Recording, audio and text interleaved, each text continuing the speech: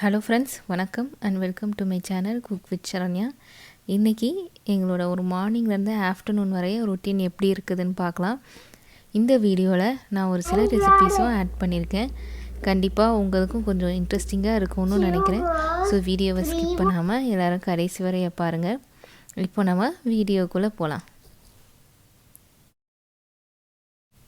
Night எப்போவுமே படுக்கும் போதே நான் வந்து கிச்சனெல்லாம் க்ளீன் பண்ணிடுவேன். அப்போது நம்மளுக்கு காலையில் எந்திரிக்கையில் ஈஸியாக இருக்கும் வேலை பார்க்குறதுக்கும்.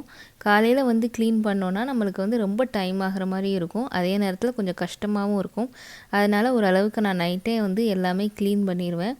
ஸோ இப்போ காலையில் எந்திரிச்ச உடனே இது எல்லாத்தையும் வந்து எடுத்து வச்சுட்டு கிச்சனில் இருக்க திங்ஸ் நம்ம நேற்று நைட்டு வந்து நான் கழுவி வச்ச பாத்திரம், அப்புறம் அந்த டிஷ்வாஷரில் இருக்க எல்லா திங்ஸையும் வந்து ஃபஸ்ட்டு அன்லோட் பண்ணி வச்சுருவேன். அப்போ தான் வந்து நம்மளுக்கு சமைக்கிறதுக்கும் கொஞ்சம் ஈஸியாக இருக்கும். இல்லைனா ஒவ்வொரு தடவையும் வந்து திங்ஸை வந்து எடுத்துகிட்டே இருக்கிற மாதிரி இருக்கும் டிஷ்வாஷர்லேருந்து. அதனால் எல்லா திங்ஸையும் வந்து நான் இப்போ எடுத்து வச்சுட்டு அதுக்கப்புறமா இப்போ நம்ம வந்து சமைக்கிறதுக்கு வந்து ஆரம்பிக்கலாம். காலையில் எந்திரிச்ச உடனே நான் வந்து கொஞ்சம் வெதுன்னு இருக்கிற மாதிரி தண்ணி வச்சு குடிப்பேன். ஸோ அதுதான் இப்போ வந்து வச்சுருக்கேன். இது வந்து நான் தேர்ஸ்டே எடுத்த வீடியோஸுங்க. அன்றைக்கி நான் தேர்ஸ்டே எடுத்த வீடியோஸ் தான் வந்து இப்போ போடுறேன். எனக்கு வந்து கரெக்டாக போடுறதுக்கும் வந்து டைம் கிடைக்கல. அதனால தான் வந்து நான் லேட்டாக அப்லோட் பண்ணியிருக்கேன். நான் வந்து இப்போ காலையிலலாம் வந்து டீ காஃபிக்கு பதிலாக இந்த மஞ்சள் பால் தாங்க குடிக்கிறேன். நான் இதோட ரெசிபி வீடியோ ஏற்கனவே சேனலில் அப்லோட் பண்ணியிருக்கிறேன். வேணால் செக் பண்ணி பாருங்கள். இப்போ வந்து இந்த டைமில் அதுவும் வந்து இந்த மஞ்சள் பால் வந்து உடம்புக்கு வந்து ரொம்ப நல்லது. நம்மளோட நோய் எதிர்ப்பு சக்தியை வந்து இது நல்லாவே வந்து அதிகப்படுத்தும். அதனால் வந்து நான் இப்போல்லாம் வந்து இந்த பால் தான் குடிக்கிறேன். இப்போ அடுப்பில் வந்து பாலை வச்சுட்டு நான் வந்து கிச்சனையும் வந்து க்ளீன் பண்ணிகிட்ருக்கேன். கிச்சன் மட்டும்தான் வந்து எனக்கு வந்து டெய்லி க்ளீன் பண்ணுற மாதிரி இருக்கும். அதுவும் இது எனக்கு பெரிய கிச்சன் கிடையாது, ரொம்ப குட்டி கிச்சனாக தான் இருக்கிற மாதிரி இருக்கும். ஸோ அதனால் வந்து இப்போ கிச்சனை மட்டும் க்ளீன் பண்ணிகிட்ருக்கேன் நான். அது மட்டும் கொஞ்சம் டஸ்ட்டாக இருந்துச்சுன்னு. மோஸ்ட்டாக இங்கே இருக்க அப்பார்ட்மெண்ட்ஸ் எல்லாத்துலேயுமே வந்து கிச்சன் வந்து கொஞ்சம் குட்டியாக இருக்கிற மாதிரி தான் இருக்கும். நம்ம ஊரில் இருக்கிற அளவுக்கு ரொம்ப பெரிய கிச்சனாலாம் இருக்காது. தேர்ஸ்டே மட்டும் நான் வந்து காலையிலேயே வந்து சாமி கும்பிட்ருவேங்க. ஸோ அதனால் எல்லா வேலையுமே வந்து கொஞ்சம் சீக்கிரமாக மார்னிங்கே வந்து முடிச்சிருவேன். நைட்டு படுக்கும் போதே வந்து பாதாமை வந்து தண்ணியில் வந்து ஊற வச்சுருந்தேன். ஸோ காலையில் எந்திரிச்ச உடனே அதோடய தோலை வந்து நம்ம பீல் பண்ணிவிட்டு அதுக்கப்புறமா வந்து சாப்பிட்றது ரொம்ப நல்லது. ஸோ பால் ஆற்றி வச்சுருந்ததையும் குடிச்சிட்டு இப்போ நெக்ஸ்ட்டு வந்து நம்ம பிரேக்ஃபாஸ்ட் வந்து பண்ண ஆரம்பிக்கலாம். இன்றைக்கி காலையில் வந்து பிரேக்ஃபாஸ்ட்டுக்கு வந்து நான் ஒரு ஸ்வீட் பொட்டேட்டோ தாங்க வேக வைக்க போகிறேன். இங்கே வந்து ஸ்வீட் பொட்டேட்டோ ரொம்ப இந்த மாதிரி பெருசாக தான் இருக்கும் ரொம்ப நிறையா. அதனால் எனக்கு ஒரு ஸ்வீட் பொட்டேட்டோ வேக வச்சாலே வந்து எங்கள் 3 பேர்த்துக்குமே வந்து கரெக்டாக இருக்கும். அதனால் இந்த ஸ்வீட் பொட்டேட்டோவை இப்போ கட் பண்ணி இட்லி தட்டில் வந்து எடுத்து வச்சிடலாம். நான் இட்லி பாத்திரத்தில் ஏற்கனவே தண்ணி ஊற்றி சுட வச்சுருந்தேன். அந்த இட்லி பாத்திரத்தோட உள்ளே வச்சிடலாம். இது வந்து ஒரு 7லேருந்து 8 நிமிஷத்தில் ஒரு மீடியம் ஃப்ளேமில் வச்சுருந்தோன்னா நல்லா சாஃப்டாக வந்து இந்த மாதிரி வெந்துடும். ஸோ இப்போ பிரேக்ஃபாஸ்ட் எல்லாம் சாப்பிட்டு முடித்ததுக்கப்புறமா திருஷுக்கு வந்து லேர்னிங் கிளாஸஸ் இருக்குது. ஸோ அது வந்து இப்போ ஸ்டார்ட் ஆகிடுச்சு.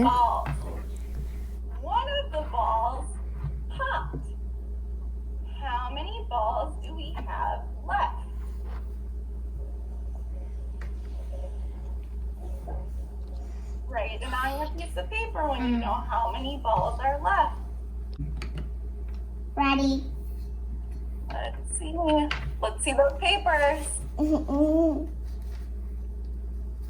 Oh, I see lots of people wrote their answers. Okay. 5. Good job. Give me a thumbs up if you got the answer 5. I did. All right, ready? We're going to do the next one. 5 apples. Trickier.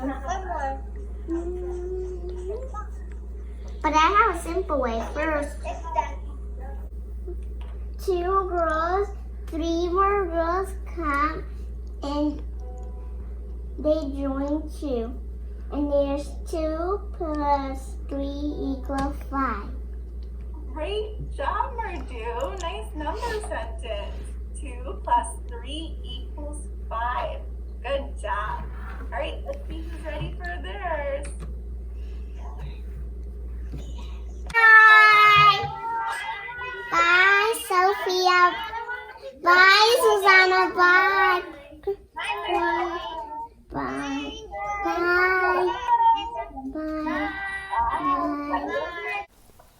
இன்றைக்கி லஞ்சுக்கு ஒரு ஈஸியான ஒரு பாசிப்பயிறு குழம்பு பண்ணலான்னு இருக்கேங்க. அதுக்கு அடுப்பில் வந்து குக்கரை வச்சுட்டு ஒரு 2 டேபிள் ஸ்பூன் அளவு எண்ணெய் சேர்த்துக்கலாம். நல்லெண்ணெய் சேர்த்துக்கோங்க. எண்ணெய் சூடானதும் நான் 1/2 டீஸ்பூன் அளவு கடுகு சேர்க்குறேன். நான் 1 கப் அளவு பாசிப்பயிறு எடுத்திருக்கேன். இதை வந்து நம்ம இப்போ நல்லா கழுவி எடுத்து வச்சுக்கலாம். கடுகு பொரிஞ்சதும் ஒரு 1/2 டீஸ்பூன் அளவு உளுந்தம்பருப்பு சேர்க்குறேன். அதுக்கப்புறமா ஒரு 1/2 டீஸ்பூன் அளவு ஜீரகம் சேர்க்குறேன். நான் ஏற்கனவே ஒரு பெரிய சைஸ் வெங்காயமும் 2 தக்காளியும் கட் பண்ணி வச்சுருக்கிறேன். அதே நேரத்தில் ஒரு 3 பெரிய வெள்ளைப்பூண்டும் கட் பண்ணி வச்சுருக்கிறேன். தக்காளி வந்து நான் பெரிய தக்காளிங்கிறனால 2 எடுத்துருக்கிறேன். நீங்கள் குட்டி குட்டியாக இருந்துச்சுன்னா ஒரு 3 தக்காளி கூட கட் பண்ணி வச்சுக்கோங்க. இப்போ வெள்ளைப்பூண்டையும் வெங்காயத்தையும் சேர்த்து நம்ம நல்லா வதக்கிக்கலாம்.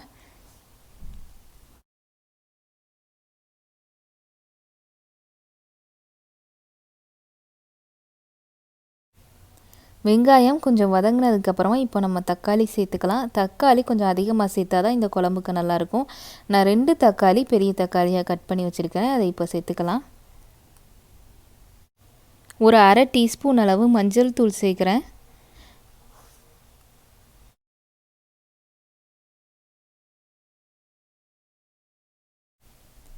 இதில் நான் இப்போது 2 டீஸ்பூன் அளவு கொத்தமல்லி தூளும் 1 டீஸ்பூன் அளவு மிளகாய் தூளும் சேர்க்குறேன். காரத்துக்கு 1 டீஸ்பூன் அளவே கரெக்டாக இருக்கும். நீங்கள் அதிகமாக காரம் வேணும்னு நினச்சிங்கன்னா இன்னும் கொஞ்சம் எக்ஸ்ட்ராவாக வேணால் சேர்த்துக்கலாம். இது எல்லாத்தையும் சேர்த்துட்டு நல்லா வதக்கிக்கோங்க. இதில் வந்து ஃபஸ்ட்டே வந்து உப்பு சேர்த்துற வேண்டாம். உப்பு சேர்த்தா பருப்பு வந்து அது நல்லா வேகாது. இதில் இப்போ நம்ம ஏற்கனவே எடுத்து கழுவி வச்சுருக்கோம் இல்லையா, பாசிப்பயிரை வந்து நம்ம சேர்த்துக்கலாம். பாசிப்பயிரை சேர்த்ததுக்கப்புறம் ஒரு தடவை நல்லா வதக்கிட்டு நம்ம வந்து தண்ணி சேர்த்துக்கலாம்.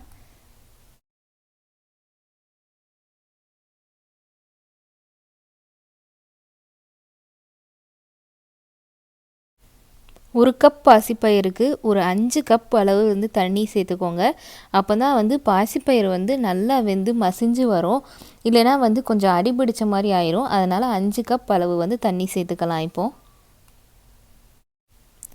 அவ்வளோதாங்க. இப்போ குக்கரை வந்து க்ளோஸ் பண்ணிவிட்டு ஒரு மீடியம் ஃப்ளேமில் வச்சு ஒரு 7 விசில் வரைய விட்டுறலாம். அப்போ வந்து பாசிப்பயிறு வந்து நல்லா சாஃப்டாக வந்து வெந்து வந்துடும். இப்போ வந்து நம்ம ஹை ஃப்ளேமில் வந்து நீங்கள் வச்சிங்கன்னா ஒரு 8 விசில் வரைய கூட வைக்கலாம். ஒரு மீடியம் ஃப்ளேமில் ஒரு 6 விசிலேருந்து 7 விசில் வரைய இப்போ நம்ம வந்து வச்சிடலாம். இப்போது நான் ஒரு 7 விசில் வச்சுட்டு ப்ரெஷர்லாம் நல்லா போனதுக்கப்புறமா ஓப்பன் பண்ணி பார்க்குறேன். பாசிப்பயிறு வந்து நல்லா வெந்துருச்சு. இதில் வந்து கடைசியாக கொத்தமல்லி இலை கொஞ்சம் கட் பண்ணி வச்சுருக்கேன். அதை வந்து இப்போ சேர்த்துக்கலாம். நான் வந்து ஒரு பொட்டேட்டோ மேஷரை வச்சு இப்போ மேஷ் பண்ணிக்கிறேன். நீங்கள் வந்து பருப்பு கடையிற மத்து வச்சுருந்தீங்கன்னா அதை வச்சு நல்லா மசிச்சுக்கோங்க. நல்லா மசித்ததுக்கப்புறம் பார்த்தீங்கன்னா குழம்பு வந்து நல்லா திக்காக ஒரு கிரேவியாக இருக்கும் உங்களுக்கு. இந்த குழம்பு வந்து பார்த்திங்கன்னா சப்பாத்தி, பூரி, அதுக்கப்புறமா வந்து சாதத்துக்குலேருந்து எல்லாத்துக்குமே வந்து நல்லாயிருக்கும். இட்லி தோசைக்கு கூட நல்லாயிருக்கும். நான் வந்து இன்றைக்கி மத்தியானம் சாதத்துக்கும் வச்சுட்டு இன்றைக்கி நைட்டு சப்பாத்திக்கும் இந்த கிரேவி தான். சப்பாத்திக்கு ரொம்ப நல்லாயிருக்கும். கண்டிப்பாக நீங்களும் ட்ரை பண்ணி பாருங்கள். கடைசியாக இதுக்கு தேவையான அளவு வந்து உப்பு சேர்த்துக்கோங்க. உப்பை சேர்த்துட்டு நல்லா கிளறி விட்டுக்கோங்க. அவ்வளோதான், நம்மளோட கிரேவி இப்போ ரெடி ஆயிருச்சுங்க.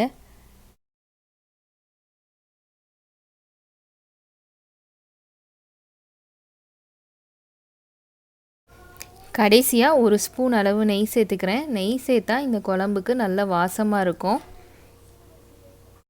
இந்த ரெசிப்பியை கண்டிப்பாக நீங்களும் வீட்டில் ட்ரை பண்ணி பாருங்கள். ட்ரை பண்ணி பார்த்துட்டு உங்களோட கமெண்ட்ஸை கீழே கமெண்ட் செக்ஷனில் சொல்லுங்கள்.